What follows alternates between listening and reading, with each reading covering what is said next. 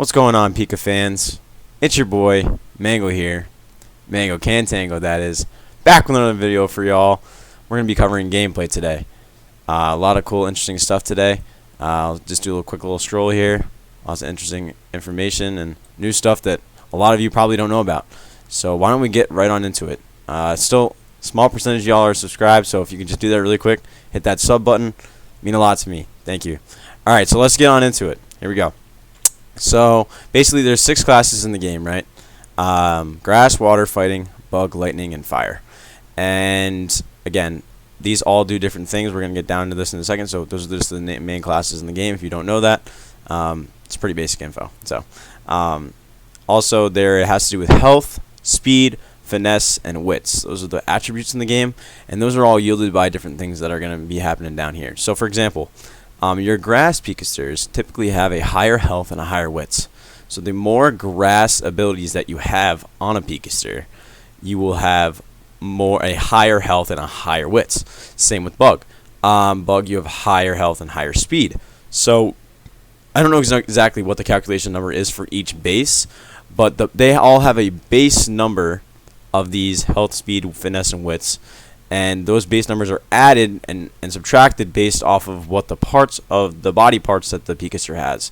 So if you have a grass Pikaster with 4 pure grass, which basically means that has 4 body parts. If you want to check out my video on pureness, also on my channel, grass pureness have 4 body parts. That means it's going to have a very high health and a very high wits. Same with bug, very high health, very high speed.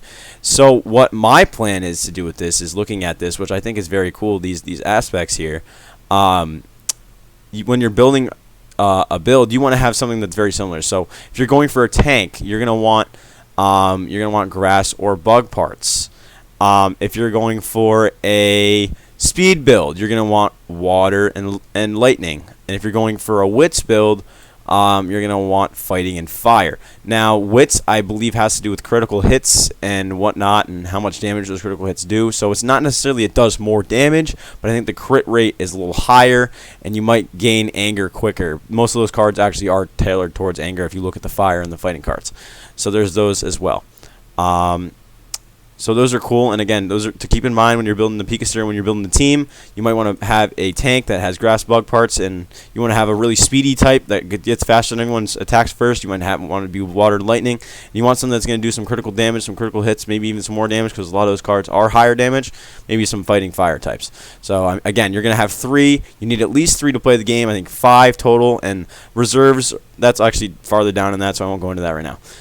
The restraint mechanism. So basically, if you think about regular Pokemon itself, certain types restrain each other. So grass restrains water, water restrains fire, fire restrains grass. So basically, each one of those do less damage to each other and vice versa. So for example, water does more damage to fire, fire does more damage to grass, grass does more damage to water, and vice versa. Fire would do less damage to water. Not going to repeat that whole process, but you understand that. That's just simple. That's just simple logic, right? So, and these are all the types here. And again, you can read this yourself: fighting fire, restraining grass and bug, all that stuff. So there are those mechanisms being played in the game. So it is still going to be very elemental and type based, which is very cool. So, and even there's a new one that I haven't seen. This is Tepig right here. So that's cool. And I'm assuming that this is, I think that's Ampharos. It's the evolved form of Mareep. So that's exactly what that's going to look like. So that's really cool. Definitely enjoying seeing a picture of that. Actually, might have to make that my new profile pic, low-key. Let me know in the comments if I should change that. It looks like they're also going to be changing backpack pic. I don't know what that means, but it looks like they're also going to be changing maybe a in-game store, which is actually kind of cool. It looks like this is a Charizard. Now, I don't know if the Pikasters are going to evolve 2 or 3 times. I'm assuming they're just going to only be evolving once. Sorry, not 2 or 3. It would be 1 or 2. So I think that might be the final evolved form of, looks like probably Charmander. Maybe I'll just zoom in here once just to get a little closer. That's better. So battle info. A player will choose 3 to 5 Pikasters, like I was talking about before, to enter the battlefield. Then the 3 Pikasters will enter the battle first. So, for example, you're choosing out of the 5 that you have. So there's probably be some kind of selection screen. You're going to click, oh, I want this one, this one, this one. Those 3 will go into the battle. And then one of them is defeated. Then they will go back in. It's kind of like your reserves. Basically, you're waiting for the Pikasters that you have out there to die, and then the new ones will come in and help you out. Players can build the formation based on the classes and attributes, just like I was talking about above. At the beginning of the battle, each player will initially get 6 random cards. So I think this is the cards right here. They're talking right over in the right-hand corner, which actually this is really cool as a sneak peek. This is a new image that I haven't seen. It looks like this is somewhat the gameplay is going to look like. You have the three Pikasters here on both sides, blue team, red team.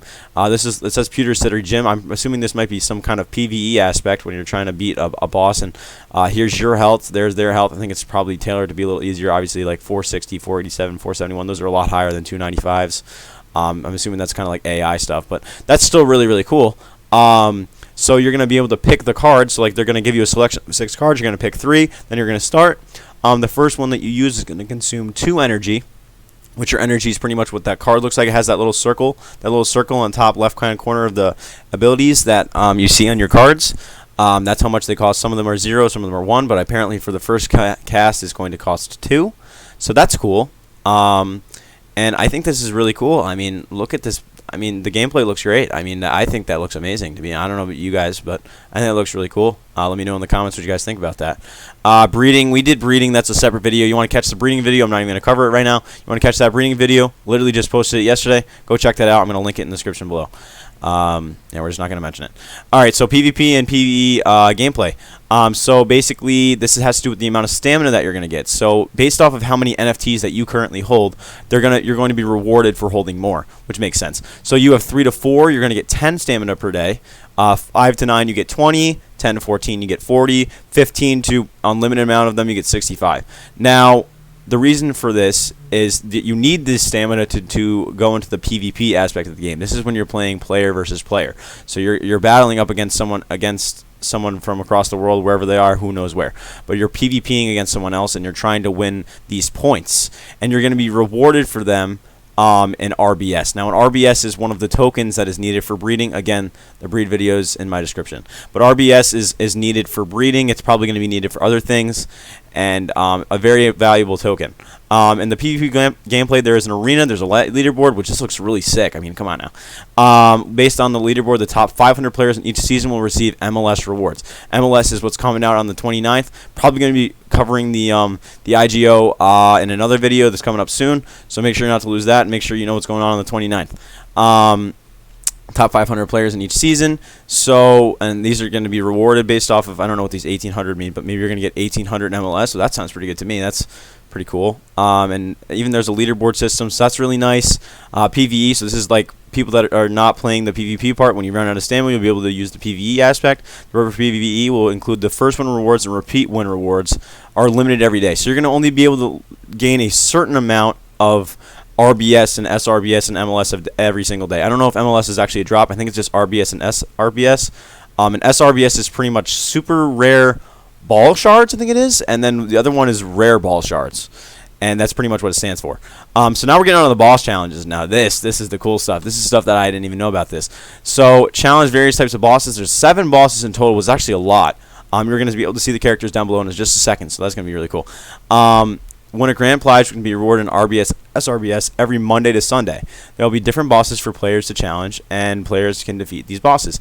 Each boss has its own characteristics. So, I mean, this looks like one of the home screens or something that you're going to be able to choose your own PvE. I want to go to PvP. Maybe some kind of, I mean, this looks like a team. This looks like Greninja. So, Froakies obviously in here. I mean, I think we already knew that. I mean, if you go on the marketplace, there's lots and lots and lots of NFT, different names that you can look at, not just the ones that are released right now. More are going to be released as the game goes on. Super excited for that.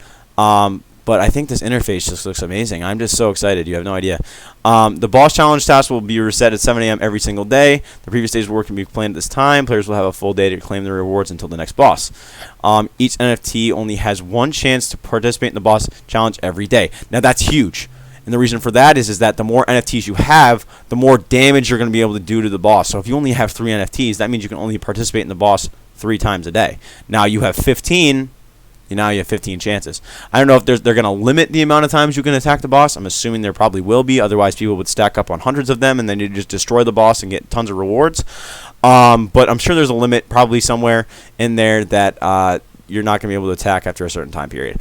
So there are 2 types of tasks, kill count and amount of damage. Now, this is a little interesting. I tried reading this. I couldn't really understand what it meant, but we're going to go over it anyway. I think it is pretty self-explanatory, but it's a little tricky.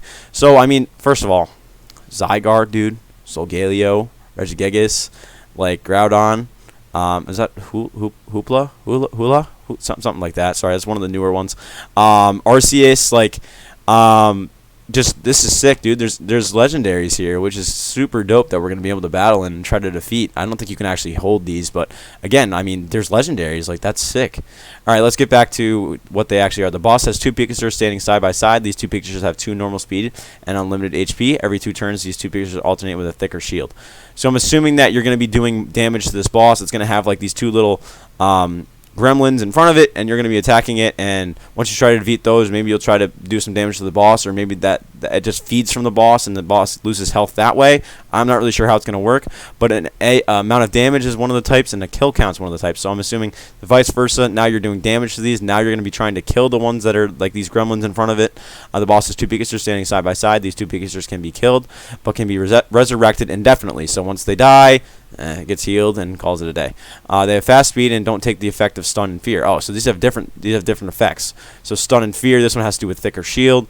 And then again, this is Regigigas' boss. The boss only has 1 Pikaster with low speed, unlimited HP, and a thick shield that cannot be broken. So this is just going to be a very tanky one. That's probably going to be a pain. So this one has another kill count. It has 3 pictures next to it. The boss has 3 Pikasters, 2 of them standing side by side with high HP and normal damage. Another one in the back row with the fast speed and high damage. All of them can be killed and resurrected indefinitely. That one sounds really, really hard. Wow. I'm assuming there maybe might be different like levels of like which bosses is harder than the other ones, just like in other games. Some bosses are probably easier, some bosses are harder, and that's kind of what I'm getting this kind of vibe right now reading this. Another amount of damage kind. The boss only has 1 Pikaster and a low speed, unlimited HP. It will launch a crit every turn. Oh my goodness, that could be huge. Crits do a lot of damage. Kill count, the boss has 2 Pikasters, 1 in the front row, normal HP damage, and a thick shield, and 1 in the back row, high HP, fast speed, and normal damage. Oh my goodness. Both can be killed and resurrected indefinitely. The one in the back row will make self-destruction after 2 to 3 rounds. My goodness. Which will damage all Pikasters on the field. Oh, that's not good. So again, this sounds like one of the harder ones as well. I mean, it's going to self-destruct, so that means it's going to do damage to you, so maybe you're not going to be able to get as many attacks in. Amount of damage, the boss only has 1 Pikaster until low speed and unlimited HP. It will ignore any effect of the debuff. It will choose only 1 target each round. So, it doesn't sound too bad. I mean, another Groudon. I don't know if there's a whole bunch of Groudon. Oh, no, Groudon's only in 3 of them, I guess. But then Arceus is in 2 of them. I don't know, and Hoop was only in 1. Maybe Arceus is only in 1. Just kidding. But that's cool. I think the whole boss system is going to be really cool, and I definitely like seeing these legendary NFTs, and they're definitely going to be animated in the game, and they're going to be chilling. I mean, look at how cute they look. Look how cute Groudon is. I mean, look at this guy. Anyway, let's keep going. So, World of Trees is the last part of the gameplay aspect. There are 4 kinds of different trees. Again, this is the interface. I mean, look at this. This looks amazing, dude. I'm so happy and proud of what they're doing with this. By the way, the developers of this game are from Supercell, so, I mean, from the get-go, this game is going to be amazing. I mean, Supercell, they've made Clash Royale, Clash of Clans, Heyday. I mean, Supercell is a great company, so very, very happy and very excited. The dev team is doing a great job with this. There are 4 kinds of trees: tree health, speed, wits, and fitness. That's supposed to say finesse. With the tree upgrades for every 5 levels. One of your NFTs can get Blessed Effect, upgrade its attributes. The Blessed Effect will reset at the end. Okay, so what I think this means is that you're basically going to upgrade these, right? And you're going to choose your favorite NFT. So let's say you have a really high speed water electric type, and again, they only go to 68. I think 68 is the total possible points that they can get. They're talking about possibly making that stat higher in that aspect, and that's why I think the reason is 70, 71 is like your cap. Kind of makes sense now. So if you have one of Tree of Speed and you want to make your water electric type even faster, put it on that. Maybe the stat will change to 69, 70. I'm not really sure exactly how much it's going to go up, but hey, that's huge. I mean, changing stats in game, having them have more health, having them be faster, having their crit rate higher. I mean, that's crazy. That's going to be awesome. So that's a really cool addition. So I think this kind of explains how it works. The world tree will automatically produce fruits over time: the fruit health, the fruit of speed, the fruit of fitness, and the fruit of wits. So it was going to produce these fruits over time, but I think you level them up to get more of them. I think this is what the fruits look like right over here. So that's really cool. The fruits produced need to be collected manually by the player, so you're going to have to log in and do that, which makes sense because they want you to get in the game as much as possible and do as much as you can.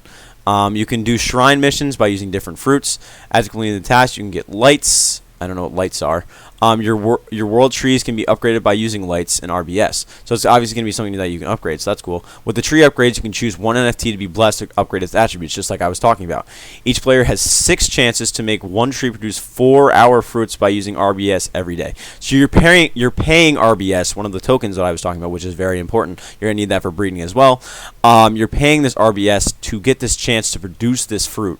So your NFT or your Pikaster is better in game. There are 2 types of rewards: season rewards and weekly rewards. The season rewards, different trees level corresponds to different points. During the season, players will be ranked based on their total points. So there's going to be a ranking system for this as well, which is really cool. Rewarded with SRBS, which is the super rare ball shards, is what I was talking about, and MLS, which MLS is going to be available on the 29th. Make sure you buy it at the IGO at the end of the season, based off the leaderboard. Weekly rewards for each RBS used will give you X amount of points. So there's going to be some. So you're getting this set RBS. You're paying is going to get a certain amount of points, and then you will be rewarded based off of how much points in SRBS. Again, SRBS seems to not be something that's very easily to come by, so I would take all those SRBS options while you can. At the beginning of each new season, the system will clear all the fruits and lights players have, and the trees will be set back to level 1. I think the world of trees is really a cool concept, and definitely something that I will be partaking in. And I'm just so super excited for this gameplay and all the games and everything that's going on with this. I just can't wait for the beta. Beta's coming out on May 9th. Make sure you put that date in your calendar. I definitely will be streaming that day, having a grand old time, even though that's actually, I think that's finals week. But hey, we'll manage. All right. So I think that pretty much covers everything. Thank you all for tuning in. I hope you enjoyed. Again, leave a like for me. Give me some feedback. And again, that sub button takes a click if you're enjoying the content. But that's it for today's video. You guys are the best. Love y'all. Really appreciate the support. And if you have any questions, feel free to DM me on Telegram or Discord. Those will be linked in the description below. Peace!